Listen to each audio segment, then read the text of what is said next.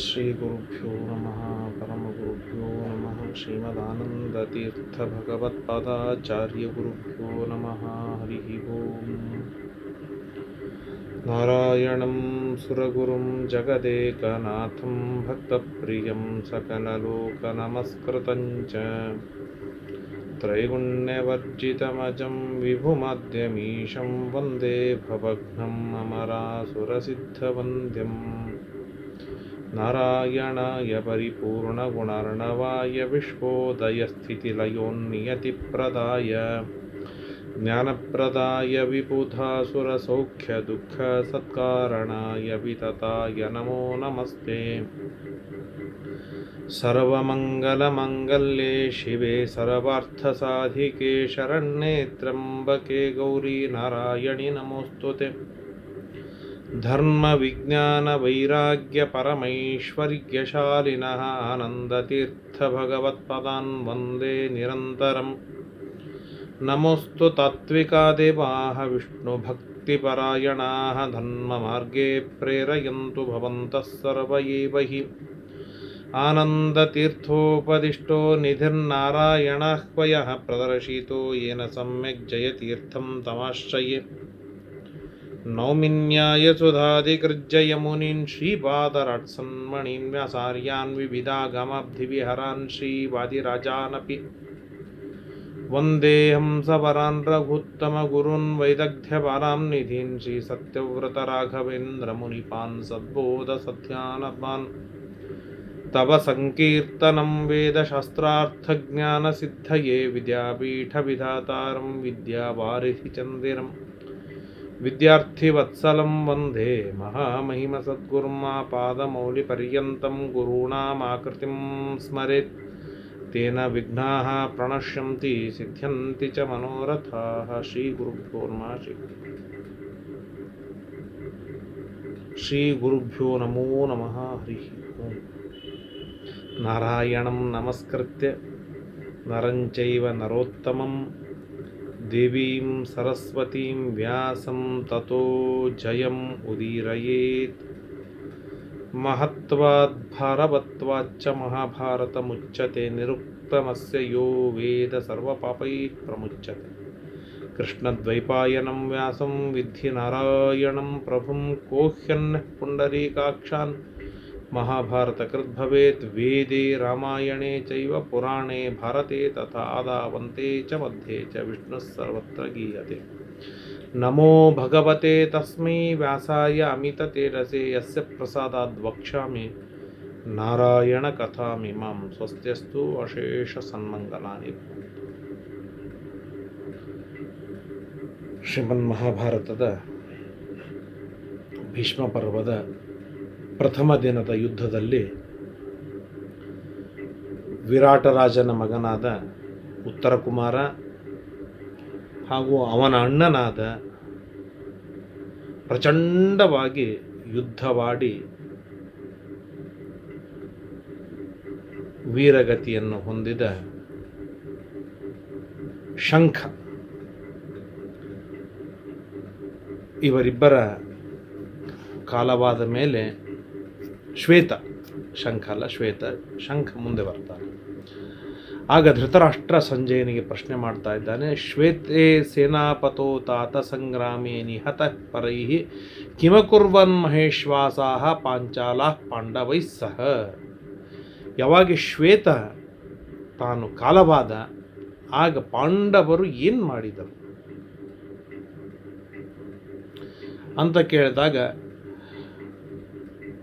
ಕೇಳುತ್ತಾ ಒಂದು ಮಾತನ್ನು ಹೇಳ್ತಾನೆ. ಮನಃ ಪ್ರೀಣಾತಿ ಮೇ ವಾಕ್ಯಂ ಜಯಂ ಸಂಜಯ ಶೃಣ್ವತಃ ಪ್ರತ್ಯುಪಾಯಂ ಚಿಂತಯಂತಹ ಸಂಜನಾ ಪ್ರಸ್ರವಂತಿ ಮೇ. ಮೊದಲನೇ ದಿನದ ಭಾಗಶಃ ಮುನ್ನಡೆ ಗೆಲುವು ಸಾಧಿಸಿದ ಮಾತನ್ನು ಕೇಳಿದಾಗ ಮನಃ ಪ್ರೀಣಾತಿ, ನನ್ನ ಮನಸ್ಸು ಸಂತುಷ್ಟವಾಗಿದೆ. ಆದರೆ ಆ ಪಾಂಡವರು ಏನು ನಂತರ ಪ್ರತಿಕ್ರಿಯೆಯನ್ನು ನೀಡಬಹುದು ಎನ್ನುವ ವಿಷಯದೊಳಗೆ ಟೆನ್ಷನ್ ಆಗ್ತಾ ಇದೆ. ಯಾಕೆ ಅಂತಂದರೆ ನ ಯುದ್ಧಂ ರೋಚಯೇದ್ ಭೀಷ್ಮ, ಭೀಷ್ಮಾಚಾರ್ಯರಿಗೆ ಯುದ್ಧ ಬೇಡ, ದ್ರೋಣಾಚಾರ್ಯರಿಗೆ ಯುದ್ಧ ಬೇಡ. ಕೃಪಃ ನ ಚ ಗಾಂಧಾರಿ ನಾಹಂ ಸಂಜಯ ರೋಚಯೇ, ನ ವಾಸುದೇವ ವಾರ್ಷ್ಣೇಯ ಧರ್ಮರಾಜಶ್ಚ ಪಾಂಡವ, ನ ಭೀಮ ನಾರ್ಜುನಶ್ಚೈವ ನಯಮೋ ಪುರುಷರ್ಷಭೋ. ಇವ್ರು ಯಾರಿಗೂ ಯುದ್ಧ ಬೇಡ. ಯುದ್ಧ ಬೇಕಾಗಿದ್ದು ನನ್ನ ಮಗನಾದ ದುಷ್ಟ ದುರ್ಯೋಧನನಿಗೆ ಮಾತ್ರ ಯುದ್ಧ ಬೇಕಾಗಿದೆ. ದುರ್ಯೋಧನೋ ಯುದ್ಧಮಾನೋ ನಿತ್ಯಮೇವ ಹಿ ಸಂಜಯ. ಯಾಕೆ? ಕರ್ಣಸ್ಯ ಮತಮಾಸ್ಥಾಯ, ಕರ್ಣನ ಬುದ್ಧಿಯನ್ನು ಅವಲಂಬಿಸಿ, ಸೌಬಲಸ್ಯ ಚ ಪಾಪಕೃತ, ಪಾಪಿಷ್ಠನಾಗಿರ್ತಕ್ಕಂತಹ ಶಕುನಿಯ ಮಂತ್ರಣದಲ್ಲಿ, ದುಶ್ಯಾಸನಸ್ಯ ಚ ತಥಾ ಪಾಂಡವಾನ್ ಅನ್ವಚಿಂತಯತ. ಆ ದುಶ್ಯಾಸನನ ಮುಂಚೂಣಿಯೊಳಗೆ ದುರ್ಯೋಧನ ಯುದ್ಧದೊಳಗೆ ಮುನ್ನುಗ್ಗುತ್ತಾ ಇದ್ದಾನೆ. ಈ 3 ಜನರ ನಿಮಿತ್ತಕವಾಗಿಯೇ ದುರ್ಯೋಧನ ಯುದ್ಧದೊಳಗೆ ಸ್ಥಿತನಾಗಿದ್ದಾನೆ. ಅತ್ಯಂತ ಘೋರವಾಗಿರುವಂಥದ್ದು. ಆದರೆ ಒಂದು ಮಾತು ಹೇಳು, ಸಂಕ್ರುದ್ಧ ಕೃಷ್ಣ ಸಹಿತ ಪಾರ್ಥ ಕಿಮಕರೋತ್ ಯುಧಿ. ಶ್ವೇತ ಭೂಮಿಯ ಮೇಲೆ ಬಿದ್ದ ಮೇಲೆ ಸಿಟ್ಟಾದ ಕೃಷ್ಣನಿಂದ ಸಹಿತನಾದ ಅರ್ಜುನ ಏನು ಮಾಡಿದ? ಯಾಕೆ? ಅರ್ಜುನನಿಂದ ನನಗೆ ತುಂಬ ಭಯವಿದೆ. ಕ್ಷಿಪ್ರಕಾರಿ, ತಾನು ಏನು ಅಂದ್ಕೊಳ್ತಾನೆ ಅದನ್ನು ಎದುರಿನವರನ್ನು ಅತ್ಯಂತ ಶೀಘ್ರದೊಳಗೆ ಮಣ್ಣು ಮುಕ್ಕಿಸಿಬಿಡ್ತಾನಲ್ಲ. ಹೇಗಿದ್ದಾನೆ ಅರ್ಜುನ? ಮನ್ನೇ ಮನಃ ಪ್ರಜ್ವಾಲ ಪಾಂಡವಾನಾಂ ಮಹಾತ್ಮನಾಂ ತೇಷಾಂ ಕ್ರೋಧಂ ಚಿಂತಯಸ್ತು ಅಹಸ್ಸು ಚ ನಿಶಾಸು ಚ ನ ಶಾಂತಿಮಧಿಗಚ್ಛಾಮಿ ದುರ್ಯೋಧನ ಕೃತೇನಹಿ. ದುರ್ಯೋಧನ ಮಾಡಿದ ಒಂದಲ್ಲ ಎರಡಲ್ಲ 100 ಅನ್ಯಾಯಗಳು, ಕೊನೆಗೆ ಅನ್ಯಾಯದ ಪರಾಕಾಷ್ಠೆಯಂತೆ ಇರುವ ಯುದ್ಧ. ಈ ಇವುಗಳೆಲ್ಲದರಿಂದ ಬೆಂದು ಸಿಟ್ಟಾಗಿರ್ತಕ್ಕಂತಹ ಆ ಪಾಂಡವಾಗ್ನಿ ಎಷ್ಟು ಪ್ರಜ್ವಲವಾಗಿ ಸಿಡಿತಾ ಇರಬಹುದು, ಅದರಿಂದ ಏನು ಹಾನಿಯಾಗತ್ತೆ ಅನ್ನೋದು ಹಗಲು ರಾತ್ರಿ ಚಿಂತೆಯಲ್ಲಿ ನಾನು ಮುಳುಗಿದ್ದೇನೆ. ನನಗೆ ನಿದ್ರೆನೇ ಹತ್ತಾ ಇಲ್ಲ. ಮುಂದೆ ಏನಾಯ್ತು ಯುದ್ಧ ಹೇಳು ಅಂತ ಹೇಳಿದಾಗ ಸಂಜಯ ಉವಾಚ ಶೃಣು ರಾಜನ್ ಸ್ಥಿರೋ ಭೂತ್ವ ತವಾಪ ನಯನೋ ಮಹಾನ್ ನ ಚ ದುರ್ಯೋಧನೇ ದೋಷಂ ಆಮಾಧಾತುಮರ್ಹಸಿ. ನೋಡು, ಒಂದು ಮಾತು ಹೇಳ್ತೇನೆ, ಕೇವಲ ದುರ್ಯೋಧನನಲ್ಲಿ ನೀನು ದೋಷ ಹಾಕುವುದು ನೀನು ತಪ್ಪಿದು. ಅವನು ಅನೇಕ ಬಾರಿ ಯುದ್ಧದ ಹಾದಿಯಲ್ಲಿ ಇದ್ದಾಗ ನಿನ್ನ ಮೌನವೂ ಕೂಡ ಅವರಿಗೆ ಬೆಂಬಲವಾಗಿ ನಿಂತಿತು. ಆದ್ದರಿಂದಾಗಿ ಆ ಯುದ್ಧದ ನಿರ್ಣಯದೊಳಗೆ ನಿನ್ನ ಹಸ್ತಕ್ಷೇಪವೂ ಅಷ್ಟೇ ಇದೆ, ಅದರಲ್ಲಿ 2 ಮಾತಿಲ್ಲ. ಇರಲಿ. ಶ್ವೇತಂತು ನಿಹತಂ ದೃಷ್ಟ ವಿರಾಟಸ್ಯ ಚಮೂಪತಿಂ. ವಿರಾಟರಾಜನ ಸೈನ್ಯಕ್ಕೆ ಸೇನಾಧಿಪತಿಯಾದ ಶ್ವೇತ ಕಾಲವಾದದ್ದನ್ನು ನೋಡಿ ಶಂಕಃ ಕ್ರೋಧಾತ್ ಪ್ರಜ್ವಾಲ. ಆ ಶ್ವೇತನ ತಮ್ಮನಾದ ಶಂಖ ಅವನು ಭಾರಿ ಸಿಟ್ಟಿನಿಂದ ಯುದ್ಧ ಮಾಡಿದರೆ ಏನು ಘನಘೋರವಾಗಿರ್ತಕ್ಕಂಥ ಯುದ್ಧ ಅಂತಂದರೆ, ತಾಲಮಾತ್ರಂ ಧನುರ್ಗೃಹ್ಯ ಶಂಕಂ ಅಭ್ಯದ್ರವದ್ರಣೆ ತಮುದ್ಯಂತ ಮುದೀಕ್ಷಾತ ಮಹೇಶ್ವಾಸಂ ಮಹಾಬಲಂ ಶಂಖಸ್ಯ ಚತುರೋ ವಾಹನ ಅಹನದ್ ಭರತರ್ಷಭ. ಯಾವಾಗ ಶಂಖ ಅತ್ಯಂತ ಉಗ್ರ ರೂಪದಿಂದ ಯುದ್ಧ ಮಾಡ್ತಾ ಇದ್ದಾನೆ, ಆಗ ಭೀಷ್ಮಾಚಾರ್ಯರು 4 ಬಾಣಗಳನ್ನು ಬಿಟ್ಟು ಶಂಖನನ್ನು ರಥದಿಂದ ಕೆಳಗೆ ಬಿಡಿಸಿಬಿಡ್ತಾರೆ. ಶಂಖ ಮತ್ತೊಂದು ರಥವನ್ನು ಏರಿ ಎಲ್ಲರನ್ನು ಚಂಡಾಡಿಬಿಡ್ತಾನೆ. ನಶೇಕೋ ಪಾಂಡವೇಯಸ್ಯ ಯೋಧ ಭೀಷ್ಮಂ ನಿರೀಕ್ಷಿತು ಸಾತು ಯೌಧಿಷ್ಠಿರಿ ಸೇನಾ ಗಾಂಗೇಯ ಶರಪೀಡಿತ ಸಿಂಹೇನೈವ ವಿನಿರ್ಭಿನ್ನ ಶುಕ್ಲ ಗೌರಿವ ಗೋಪತೆ. ಒಂದು ಕಡೆ ಶಂಖ ಎಲ್ಲರನ್ನು ಚಂಡಾಡಿ ಬರ್ತಾ ಇದ್ದಾನೆ, ಈ ಕಡೆಗೆ ಭೀಷ್ಮಾಚಾರ್ಯ ಪಾಂಡವರನ್ನು ಪೀಡಿಸ್ತಾ ಇದ್ದಾರೆ. ಇಷ್ಟಾಗ್ತಾ ಇರುವಾಗ ಶಂಖ ಭೀಷ್ಮಾಚಾರ್ಯ ಇಬ್ಬರು ಎದುರಿಗೆ ನಿಂತು ಇನ್ನೇನು ಯುದ್ಧ ಪ್ರಾರಂಭವಾಗಬೇಕು ಅಷ್ಟರೊಳಗೆ ಸೂರ್ಯಾಸ್ತವಾಗತ್ತೆ. ಅಪಹಾರಮ ಕುರ್ವಂತ ಸೈನ್ಯಾನಂ ಭರತರ್ಷಭ. ಸೈನ್ಯವನ್ನು ಹಿಂದೆ ತೆಗೆದುಕೊಂಡು ಬಿಡ್ತಾರೆ. ಅವತ್ತಿನ ದಿನ 1ನೇ ದಿನದ ಯುದ್ಧ ಮುಕ್ತಾಯವಾಗತ್ತೆ. ಮುಕ್ತಾಯವಾದಾಗ ದುರ್ಯೋಧನಿಗೆ ಬಹಳ ಸಂತೋಷವಾಯಿತು. ಯಾಕೆ? ಸಾಕಷ್ಟು 1ನೇ ದಿನದೊಳಗೆ ಪ್ರಗತಿಯನ್ನು ಸಾಧಿಸಿಬಿಟ್ಟ. ಕೃತೋಪಹಾರೇ ಸೈನ್ಯಾನಂ ಪ್ರಥಮೇ ಭರತರ್ಷಭ ಧರ್ಮರಾಜಸ್ತತಸ್ತೂರ್ಣಂ ಅಭಿಗಮ್ಯ ಜನಾರ್ದನಂ. ಒಂದು ಹಂತದೊಳಗೆ ಸೋತಂತೆ ಆದ ಧರ್ಮರಾಜ ಬಹಳ ಮುಖ ಸಪ್ಪೆ ಮಾಡಿಕೊಂಡು ಕೃಷ್ಣನ ಬಳಿ ಬರ್ತಾನೆ. ಅಲ್ಲಿ ಪಾಂಡವರು ಸೇರಿದ್ದಾರೆ, ಎಲ್ಲ ರಾಜರುಗಳು ಸೇರ್ತಾ ಇದ್ದಾರೆ. ಆಗ ಧರ್ಮರಾಜ ಕೇಳ್ತಾ ಇದ್ದಾನೆ, ಅಲ್ಲ ಕೃಷ್ಣ, ಈ ಯುದ್ಧ ಬೇಕಾ? ನನ್ನಗಾಗಿ, ನನ್ನ ರಾಜ್ಯಕ್ಕಾಗಿ, ಕೇವಲ ನನ್ನ ಸಲವಾಗಿ ಇಷ್ಟು ಎಲ್ಲ ನನಗೆ ಬೇಕಾದವರು ನನ್ನ ಕಣ್ಣ ಮುಂದೆ ಸಾಯ್ತಾ ಇರುವುದನ್ನು ನೋಡಿ ಅವರೆಲ್ಲರ ಮೇಲೆ ನಿಂತು ನಾನು ರಾಜ್ಯ ಆಳುವಂಥದ್ದು ಏನಿದೆ ಕೃಷ್ಣ, ಬೇಕಾ, ಅವಶ್ಯಕತೆ ಇದೆಯಾ ಅಂತ ಹೇಳಿ ಬಹಳ ದುಃಖ ಪಡ್ತಾನೆ, ಬಹಳ ಸಂಕಟ ಪಡ್ತಾನೆ ಧರ್ಮರಾಜ. ಘಾತಯತ್ಯನಿಶಂ ಭೀಷ್ಮ, ಈ ಭೀಷ್ಮಾಚಾರ್ಯರ ಜೊತೆಗೆ ಯುದ್ಧವಾಡ್ತಾ ಇದ್ರೆ ಇವತ್ತು ಮುಗಿಯುತ್ತೆ, ನಾಳೆ ಮುಗಿಯುತ್ತೆ ಅಂತ ಹೇಳಲಿಕ್ಕೆ ಸಾಧ್ಯವಿಲ್ಲ. ಆ ಭೀಷ್ಮಾಚಾರ್ಯರು ನೋಡಿ ನಿನ್ನೆ ಬ್ರಹ್ಮಾಸ್ತ್ರವನ್ನು ಪ್ರಯೋಗ ಮಾಡಿಬಿಟ್ಟ. ನಾನಾ ವಿಧವಾಗಿರ್ತಕ್ಕಂಥ ಶಸ್ತ್ರಾಸ್ತ್ರಗಳು ಭೀಷ್ಮಾಚಾರ್ಯರಲ್ಲಿದೆ, ದ್ರೋಣಾಚಾರ್ಯರಲ್ಲಿವೆ, ಅಶ್ವತ್ಥಾಮಾಚಾರ್ಯರಲ್ಲಿವೆ.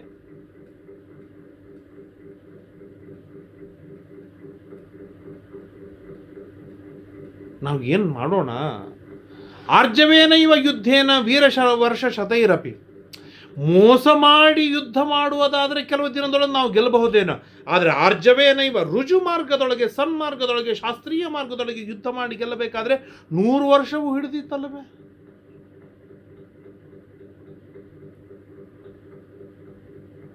ಅಂತ ಹೇಳಿ ಬಹಳ ದುಃಖವನ್ನು ಪಟ್ಟಾಗ ಕೃಷ್ಣ ಪರಮಾತ್ಮ ಹೇಳ್ತಾನೆ, ಏನೂ ಚಿಂತೆ ಮಾಡಬೇಡ, ಇವತ್ತು ಮೊದಲನೇ ದಿನ ಅವ್ರಿಗೆ ಗೆಲುವಾಗಿರ್ಬೋದು, ಆದರೆ ನಾವೆಲ್ಲ ದುರ್ಬಲರಿದ್ದೀವಿ ಅಂತ ತಿಳಿಬೇಡ. ಅರ್ಜುನ ಇದ್ದಾನೆ, ಭೀಮ ಇದ್ದಾನೆ, ನಕುಲ ಸಹದೇವರಿದ್ದಾರೆ, ವಿರಾಟರಾಜನಿದ್ದಾನೆ, ದ್ರುಪದರಾಜನಿದ್ದಾನೆ.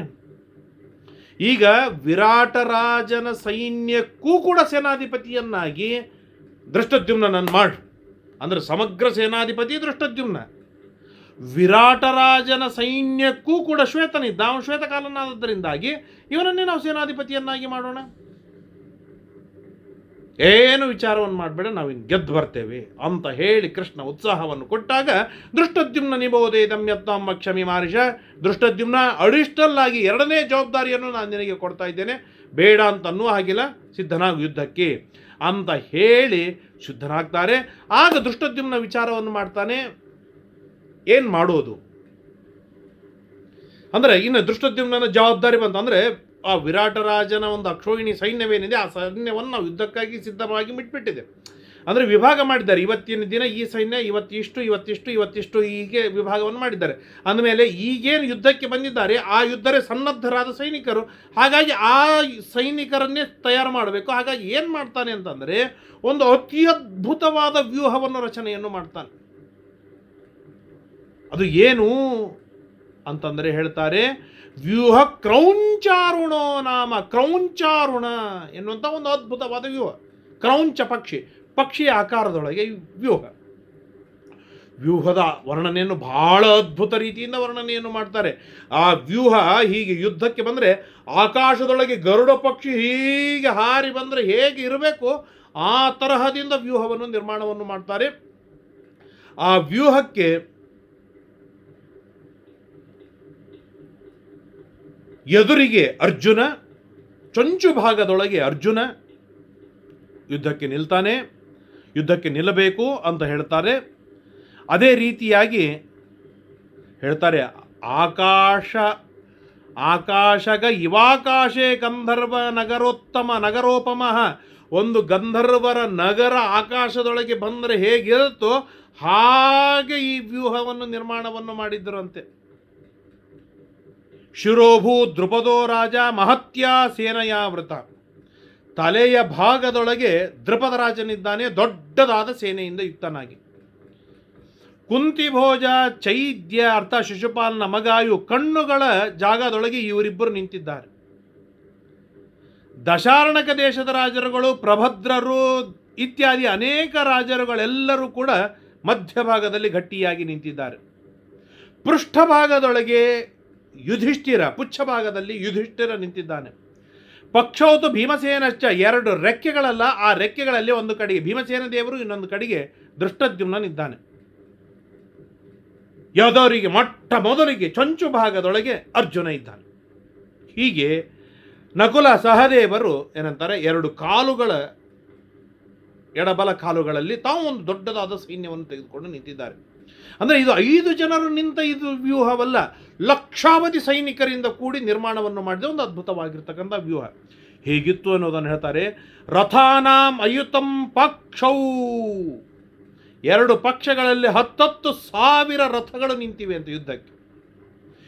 ನಿಯುತಂ ಶಿರಃ, ತಲೆಯ ಭಾಗದೊಳಗೆ 20,000.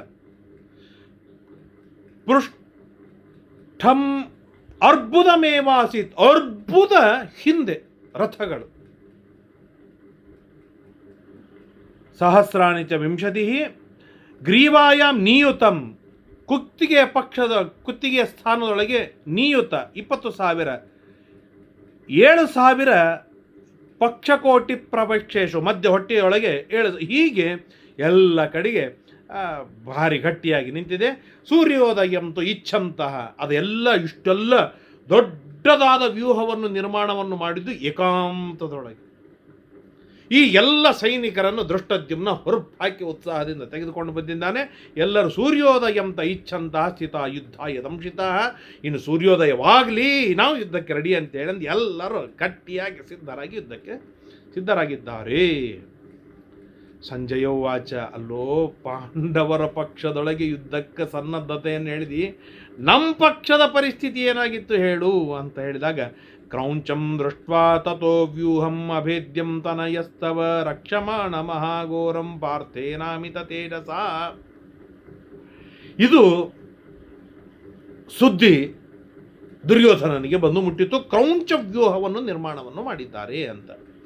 ಆ ಕ್ರೌಂಚ ವ್ಯೂಹದಕ್ಕೆ ಏನಂತಾರೆ, ನಿಯಾಮಕನಾಗಿ ಯಾರಿದ್ದಾನೆ? ಅರ್ಜುನ. ಮುಂಚೂಣಿಯೊಳಗೆ ಅರ್ಜುನ ಇದ್ದಾನೆ, ಇನ್ನು ಉಳಿದವರೆಲ್ಲರೂ ಹಿಂದೆ ಇದ್ದಿದ್ದು. ಅರ್ಜುನ ಇದ್ದಾನೆ. ಈ ಇಷ್ಟು ವಿಷಯ ಇವನಿಗೆ ಬಂದು ಬಿದ್ದಾಗ ದುರ್ಯೋಧನ ಓಡಿ ಬರ್ತಾನೆ. ನಿದ್ದೆಯೊಳಗೇನೆ ತಳಬಡಿಸಿ ಪಂಜೆ ಸರಿ ಮಾಡ್ಕೋತ ಓಡಿ ಬರ್ತಾರೆ. ಆಚಾರ್ಯ ಮುಪಸಂಗಮ್ಯ ಕೃಪಂ ಶಲ್ಯಂಚ ಪಾರ್ಥಿವ ಸೋಮದತ್ತಿಂ ವಿಕರ್ಣಂಚ ಸೋಶ್ವತ್ಥಮಾನಮೇವ ಚ.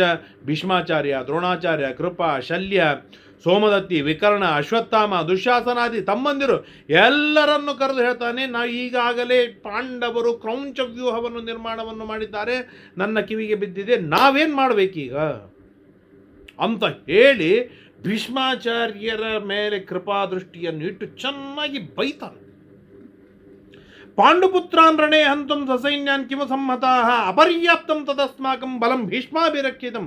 ಭೀಷ್ಮಾಚಾರ್ಯರಿಂದ ಸಂರಕ್ಷಿಸಲ್ಪಟ್ಟಿರ್ತಕ್ಕಂತಹ ನಮ್ಮ ಬಲವೇನಿದೆ ಅಪರ್ಯಾಪ್ತ, ಇದು ಪರ್ಯಾಪ್ತವಾದದ್ದು ಅಲ್ಲ. ಪರ್ಯಾಪ್ತಮಿದಮೇ ದೇಶಂ ಬಲಂ ಭೀಮಾಭಿರಕ್ಷಿತಂ. ಭೀಮಸೇನ ದೇವರಿಂದ ಅಭಿರಕ್ಷಿತವಾಗಿರ್ತಕ್ಕಂಥ ಬಲವೇನಾಗಿದೆ, ಇದು ಪರ್ಯಾಪ್ತವಾಗಿದೆ ಎಂಬುದಾಗಿ ಯಾರು ಹೇಳ್ತಾ ಇದ್ದಾರೆ? ದುರ್ಯೋಧನ ಹೇಳ್ತಾ ಇದ್ದಾನೆ. ಅಂದರೆ ಆ ಭೀಮನ ಬಲ ಪರಾಕ್ರಮ ಎಷ್ಟು ಅದ್ಭುತವಾದದ್ದು ಇಲ್ಲಿ ನಮಗೊಂದು ತೋರುತ್ತೆ. ನಿನ್ನೆಯ ದಿನದ ಯುದ್ಧದೊಳಗೆ ದುರ್ಯೋಧನಾದಿಗಳಿಗೆ, ಕೌರವರಿಗೆ ಗೆಲುವಾಗಿದೆ. ಆ ಗೆಲುವು ಕೂಡ ಅವನಿಗೆ ತೃಪ್ತಿಯನ್ನು ತಂದು ಕೊಟ್ಟಿಲ್ಲ. ಭಾರಿ ವಿಚಿತ್ರ. ಕೆಲವೊಮ್ಮೆ ಹೀಗಾಗತ್ತೆ, ನಮಗೇನೋ ಒಂದು ಗೆಲುವು ಆಗಿರ್ತದೆ, ಆದರೆ ಆ ಗೆಲುವಿನಿಂದ ಸಾಮಾನ್ಯವಾಗಿ ನಮಗೆ ಸಂತೃಪ್ತಿಯನ್ನು ತಂದು ಕೊಟ್ಟಿರುವುದಿಲ್ಲ. ಯಾಕೆ ಅಂತಂದರೆ ಎದುರಿನವನು ಅಷ್ಟು ಬಲಿಷ್ಠನಾಗಿದ್ದಾನೆ ಎಂಬುದಾಗಿ ನಮ್ಮ ಮನಸ್ಸಿನಲ್ಲಿ ಗಟ್ಟಿಯಾಗಿ ಇದ್ದಾಗ ನಮಗೆ ಸಂತೋಷವನ್ನು, ಸಂತೃಪ್ತಿಯನ್ನು ತಂದು ಕೊಡುವುದಿಲ್ಲ. ಅದನ್ನು ದುರ್ಯೋಧನ ಅಭಿವ್ಯಕ್ತಗೊಳಿಸ್ತಾ ಇದ್ದಾನೆ. ದುರ್ಯೋಧನ ಹೇಳ್ತಾ ಇದ್ದಾನೆ, ಭೀಷ್ಮಾಚಾರ್ಯರಿಂದ ಸಂರಕ್ಷಿಸಲ್ಪಟ್ಟಿರ್ತಕ್ಕಂತಹ ಈ ಬಲವೇನಿದೆ ಇದು ಅಪರ್ಯಾಪ್ತ, ಇದು ಪರಿಪೂರ್ಣವಾದದ್ದು ಅಲ್ಲ. ಪರ್ಯಾಪ್ತಮಿದಮೇ ದೇಶಂ ಬಲಂ ಭೀಮಾಭಿರಕ್ಷಿತಂ. ಭೀಮನಿಂದ ಸಂರಕ್ಷಿತವಾಗಿರ್ತಕ್ಕಂಥ ಬಲವೇನಿದೆ ಇದು ಅತ್ಯಂತ ಪರ್ಯಾಪ್ತವಾಗಿದೆ ಎಂಬುದಾಗಿ ಗಟ್ಟಿಯಾಗಿ ದುರ್ಯೋಧನ ಹೇಳ್ತಾ ಇದ್ದಾನೆ. ಇಲ್ಲಿ ನಮಗೆ 2 ವಿಷಯ ಬರ್ತದೆ. ಏನು 2 ವಿಷಯ ಅಂತಂದರೆ, ಅನೇಕ ಬಾರಿ ನಮಗೆ ಅನಿಸುತ್ತೆ ಅರ್ಜುನನ ಪರಾಕ್ರಮವೇ ಹೆಚ್ಚು ತೋರುತ್ತೆ. ಇಲ್ಲಿ ಸಮಗ್ರವಾದ ಯುದ್ಧದೊಳಗೆ ಅರ್ಜುನನ ಪರಾಕ್ರಮವೇ ಹೆಚ್ಚು ತೋರುತ್ತೆ. ಭೀಮಸೇನ ದೇವರ ಪರಾಕ್ರಮ ಬಹಳ ಕಡಿಮೆಯಾಗಿ ಎಲ್ಲಿ ತೋರಿದೆ? ಬಾಹುಬಲ ಅತಿ ಇತ್ಯಾದಿಯಾಗಿ ತೋರಿದೆ. ಆದ್ದರಿಂದ ಭೀಮ ಸ್ವಲ್ಪ ಸೆಕೆಂಡ್ ಹಂತಕ್ಕೆ ಬರುವ ರಾಜ, ಅರ್ಜುನ ಮೊದಲನೇ ಸ್ಟೇಜಿನಲ್ಲಿರುವವನು ಅಂತ ನಮಗೆ ಸಾಮಾನ್ಯವಾಗಿ ತೋರುತ್ತೆ. ಆದರೆ ದುರ್ಯೋಧನನ 2 ಮಾತುಗಳಿಂದ, ಒಂದು ವಿರಾಟ ಪರ್ವದಲ್ಲಿ ಹೇಳಿದ ಭೀಮಶ್ಚ ಬಲಭದ್ರಶ್ಚ ಮದ್ರರಾಜಶ್ಚ ವೀರ್ಯವಾನ್ ಚತುರ್ಥ ಕೀಚಕಸ್ತೇಷಾಂ ಪಂಚಮೋ ನಾನುಶುಶ್ರಮ ಅಂತ ಹೇಳಿದ ಮಾತಾಗಲಿ, ಅಥವಾ ಅಪರ್ಯಾಪ್ತ ಅಪರ್ಯಾಪ್ತಂ ತದಸ್ಮಾಕಂ ಬಲಂ ಭೀಷ್ಮಾಭಿರಕ್ಷಿತಂ. ಭೀಷ್ಮಾಚಾರ್ಯರಿಂದ ಸಂರಕ್ಷಿತವಾದ ನಮ್ಮ ಬಲವೇನಿದೆ ಇದು ಪಾಂಡವರನ್ನು ಎದುರಿಸಲು ಅಪರ್ಯಾಪ್ತವಾಗಿದೆ. ಪರ್ಯಾಪ್ತಮಿದಮೇತೇಷಂ ಬಲಂ ಭೀಮಾಭಿರಕ್ಷಿತಂ. ಭೀಮಸೇನ ದೇವರಿಂದ ಅಭಿರಕ್ಷಿತವಾಗಿರ್ತಕ್ಕಂಥ ಪಾಂಡವರ ಬಲವೇನಿದೆ ಇದು ಪರ್ಯಾಪ್ತವಾಗಿದೆ, ಪರಿಪೂರ್ಣವಾಗಿದೆ ಎನ್ನುವಂಥ ಮಾತೇನಿದೆ, ಈ ಮಾತಿನಿಂದಲೇ ನಮಗೆ ಗಟ್ಟಿಯಾಗಿ ನಿರ್ಣಯವಾಗುತ್ತೆ ಏನಂತೆ, ಭೀಮಸೇನ ದೇವರ ಬಲವೇ ಪ್ರಧಾನವಾದ ಬಲ, ಅದು ಮುಂಚೂಣಿಯಲ್ಲಿರುವ ಬಲ. ಆಮೇಲೆ ಅರ್ಜುನನ ಕುಲ ಸಹದೇವರು, ಧರ್ಮರಾಜ ಇತ್ಯಾದಿಗಳ ಬಲ. ಈ ಮಾತನ್ನು ಶ್ರೀಮದ್ ಆಚಾರ್ಯ, ಈ ಶ್ಲೋಕವನ್ನು ನಿರ್ಣಯದೊಳಗೆ ಶ್ರೀಮದ್ ಆಚಾರ್ಯರು ಎತ್ತಿ ತೋರಿಸಿ ಗಟ್ಟಿಯಾದ ನಿರ್ಣಯವನ್ನು ಮಾಡಿಕೊಡ್ತಾರೆ. ಭೀಮಸೇನ ದೇವರ ಬಲ ಎಂಥ ಅದ್ಭುತವಾದದ್ದು. ಯಾಕೆ ಅಂತಂದರೆ ಇದು ಭೀಮಸೇನ ದೇವರ ಬಲವನ್ನು ಶ್ರೀಮದಾಚಾರ್ಯರೇ ಹೇಳಿದ್ದರೆ, ಕೃಷ್ಣನೇ ಹೇಳಿದ್ದಾರೆ, ಇನ್ಯಾರೋ ಹೇಳಿದ್ದರೆ ಬಹಳ ಬಲವಿರ್ತಿದ್ದಿಲ್ಲ, ಬಹಳ ಮಹತ್ವವಿರ್ತಿದ್ದಿಲ್ಲ. ಆದರೆ ಎದುರಾಳಿಯ ಬಲಿಷ್ಠನಾದ ದುರ್ಯೋಧನನ ಬಾಯಿಯಲ್ಲಿ ಈ ಮಾತು ಬರಬೇಕು ಅಂತಂದರೆ ಆ ಭೀಮಸೇನ ದೇವರ ಬಲ ಯಾವ ಮಟ್ಟಕ್ಕೆ ಇರಬಹುದು ಎನ್ನುವುದನ್ನು ಯೋಚನೆಯನ್ನು ಮಾಡಲಿಕ್ಕೆ ಸಾಧ್ಯ. ಅವ್ಯೂಹಂತ ಮಹಾವ್ಯೂಹಂ ಪಾಂಡೂನಾಂ ಪ್ರತಿಪಾದಕಂ. ಚೆನ್ನಾಗಿ ಹೇಳ್ತಾನೆ, ಬೈತಾನೆ.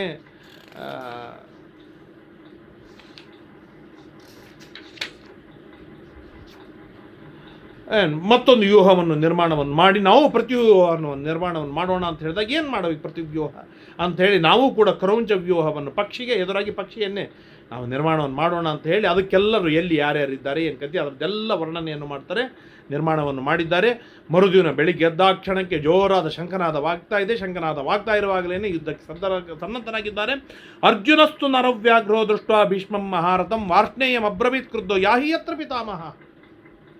ಭೀಷ್ಮಾಚಾರ್ಯರ ನಾಯಕತ್ವದೊಳಗೆ ವ್ಯೂಹ, ಪ್ರತಿವ್ಯೂಹ ಎದುರಿಗೆ ಬರ್ತಾ ಇರುವಾಗ ಅರ್ಜುನ ಹೇಳ್ತಾನೆ, ಕೃಷ್ಣ ಅಲ್ಲಿ ಇಲ್ಲಿ ಬೇಡ ಬೇಡ, ನೇರವಾಗಿ ಭೀಷ್ಮಾಚಾರ್ಯ ಎದುರಿಗೆ ಹೋಗಿ ಇವತ್ತು ಭೀಷ್ಮಾಚಾರ್ಯ ನೋಡಿಬಿಡೋಣ ಅಂತ ಹೇಳಿ ಘನಘೋರವಾಗಿ ಭೀಷ್ಮಾಚಾರ್ಯರ ಜೊತೆಗೆ ಯುದ್ಧವಾಗ್ತಾ ಇದ್ದರೆ ಅರ್ಜುನನ ಮೇಲೆ ಭೀಷ್ಮಾಚಾರ್ಯರು 70 ಬಾಣಗಳನ್ನು ಬಿಡ್ತಾರೆ. ದ್ರೋಣಾಚಾರ್ಯರು 25 ಬಾಣಗಳನ್ನು ಬಿಡ್ತಾರೆ. ಕೃಪಾಚಾರ್ಯರು 50 ಬಾಣಗಳನ್ನು ಬಿಡ್ತಾರೆ.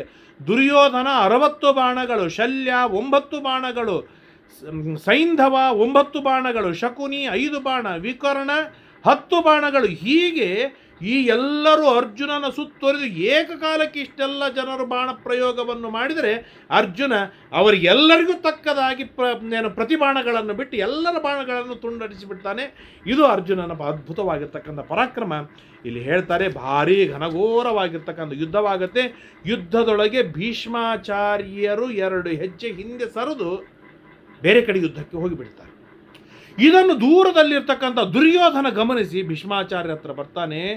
ತ್ವಯಿ ಜೀವತಿ ಕಾಂಗೆಯೇ ದ್ರೋಣೇ ಚ ರಥಿನಂವರೇ ತತ್ಕೃತೆ ಚೈವ ಕರ್ಣೋಪಿ. ಏನು ಭೀಷ್ಮಾಚಾರ್ಯರೇ, ಏನು ಮಾಡ್ತಾ ಇದ್ದೀರಾ ನೀವು?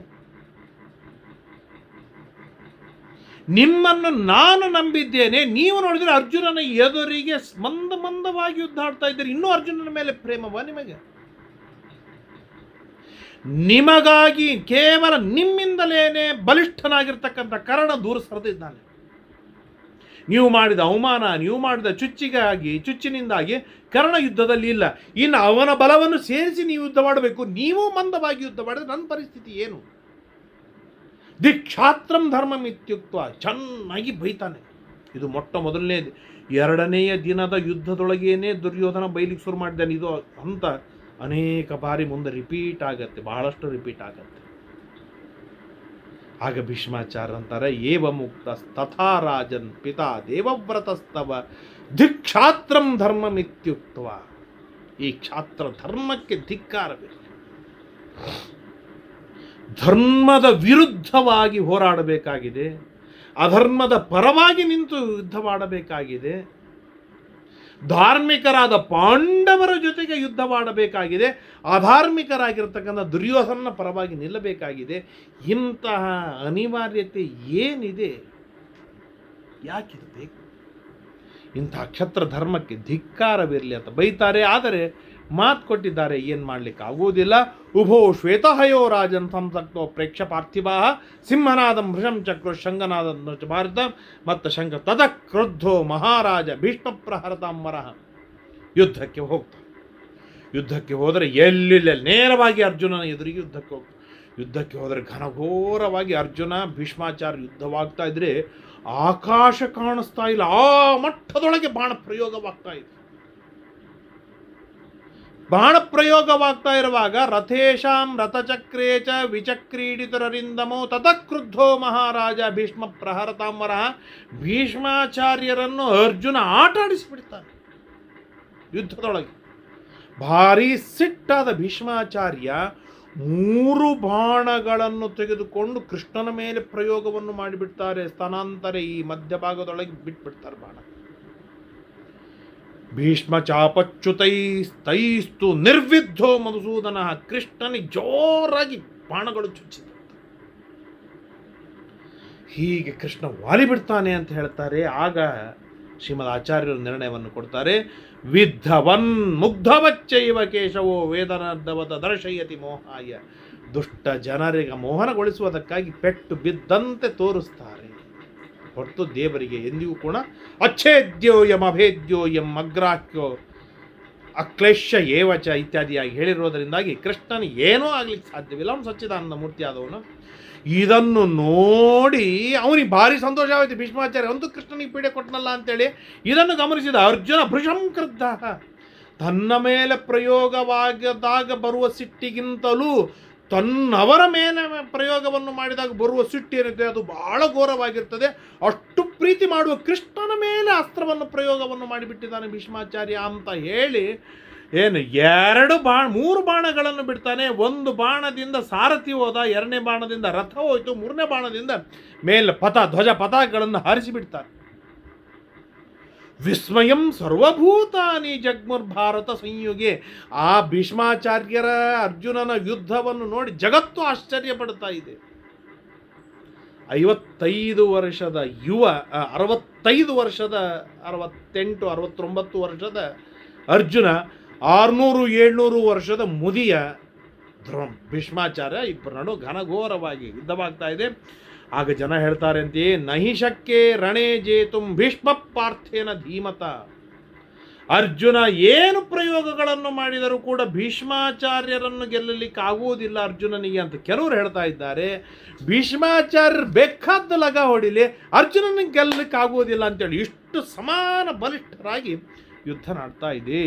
ಗಾಂಗೇಯಾರ್ಜುನೋ ಸಂಖ್ಯೆ ಸ್ತವ ಯುಕ್ತ ವಿಷಾಂಪತಿ ತ್ವದೀಯಾಸ್ತು ತದಾ ಯೋಧಾ ಪಾಂಡವೇಯಾಶ್ಚ ಭಾರತ.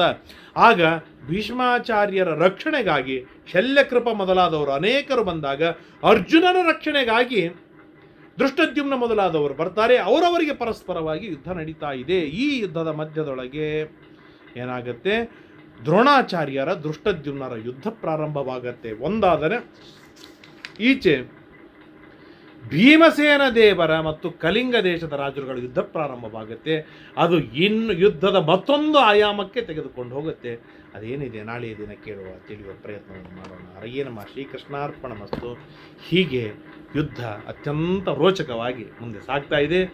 2ನೇ ದಿನದ ಯುದ್ಧ ಪ್ರಾರಂಭವಾಗಿದೆ. ಇನ್ನು 16-17 ದಿನಗಳ ಘೋರವಾದ ಯುದ್ಧವಿದೆ. ಅದನ್ನೆಲ್ಲವನ್ನು ಕೂಡ ಕೇಳೋಣ. ಆ ಯುದ್ಧದ ಶ್ರವಣದಿಂದ, ಯುದ್ಧದ ಪಠಣದಿಂದ ನಮ್ಮಲ್ಲಿ ಇರುವ ಅಧರ್ಮಾಭಿಮಾನಿ ದೈತ್ಯರು ನಾಶವಾಗಲಿ, ಧರ್ಮಾಭಿಮಾನಿ ದೇವತೆಗಳಿಗೆ ಜಯವಾಗಲಿ. ಆ ದೇವತೆಗಳು ಸದ್ಬುದ್ಧಿಯನ್ನು ಪ್ರೇರಣೆಯನ್ನು ಮಾಡಿ ನಮ್ಮನ್ನು ಜಯಶೀಲರನ್ನಾಗಿ ಮಾಡಲಿ ಎಂಬುದಾಗಿ ಪ್ರಾರ್ಥನೆಯನ್ನು ಮಾಡ್ತಾ ನನ್ನ 4 ಮಾತುಗಳನ್ನು ಮುಕ್ತಾಯ ಮಾಡ್ತೇನೆ. ಹರಯೇ ನಮಃ. ಶ್ರೀಕೃಷ್ಣಾರ್ಪಣಮಸ್ತು. ಯಃ ಸರ್ವಗುಣ ಸಂಪೂರ್ಣಃ ಸರ್ವದೋಷ ವಿವರ್ಜಿತಃ ಪ್ರಿಯತಾಂ ಪ್ರೀತ ಏವಾಲಂ ವಿಷ್ಣುನ್ಮೇ ಪರಮಸ್ಸಹೃತ ಅನೇನ ಭಾವಿಯತ್ ಪುಣ್ಯಂ ತದಾಪ್ನೋತು ಗುರುನ್ನಮಃ. ಶ್ರೀಕೃಷ್ಣಾರ್ಪಣಮಸ್ತು.